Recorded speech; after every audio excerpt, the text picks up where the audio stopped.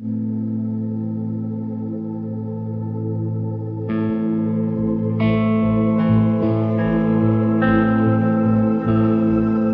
आपने पैर के अंगूठे के अंदर बहुत ज़्यादा तेज़ दर्द होने लगे या फिर हमारे बॉडी के अंदर जो भी जॉइंट्स होते हैं उन जॉइंट्स के अंदर बहुत ज़्यादा तेज़ दर्द होने लगे, तेज़ दर्द के साथ साथ उस जॉइंट के ऊपर अगर सूजन आ जाए तो ये साधारण दर्द नहीं बल्कि गाउट का अटैक भी हो सकता है। तो दोस्तों, गाउट एक प्रकार का आर्थराइटिस है। तो ये आर्थराइटिस यूरिक एसिड के बहुत ज़्यादा बढ़ने की वजह से होता है।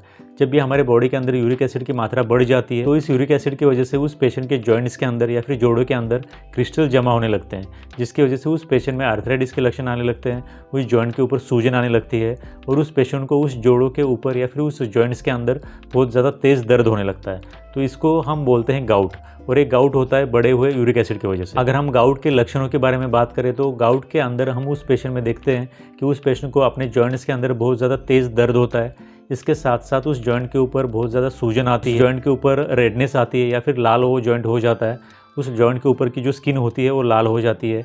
तो जॉइंट के ऊपर स्वेलिंग होना, रेडनेस होना, जॉइंट के अंदर बहुत ज़्यादा सीवियर पेन्स होना, ये एक कुछ ऐसे लक्षण हैं जो कि उस पेशेंट में गाउट के अंदर हम देख सकते हैं।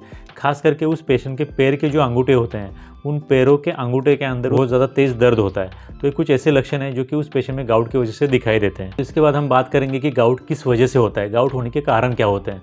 तो देखो, ज़्यादा प्यूरिन वाली चीज़ें खाने की वजह से उस पेशेंट में गाउट होता है। ज़्यादा प्यूरिन वाली चीज़ें खाना, इसके साथ साथ बहुत ज़्यादा रेड मीट खाना, इसके बाद पानी कम पीना, शराब ज़्यादा पीना, कुछ स्पेसिफिक तरह की दालें ज़्यादा खाना, रेड मीट खाना, इन सभी चीज़ों की वजह से और प्यूरिन वाली चीज़ें ज़्यादा खाने की वजह से उस पेशेंट में गाउट की बीमारी होती है। गाउट की बीमारी को डायग्नोस करने के लिए उस पेशेंट में यूरिक एसिड को टेस्ट किया जाता है।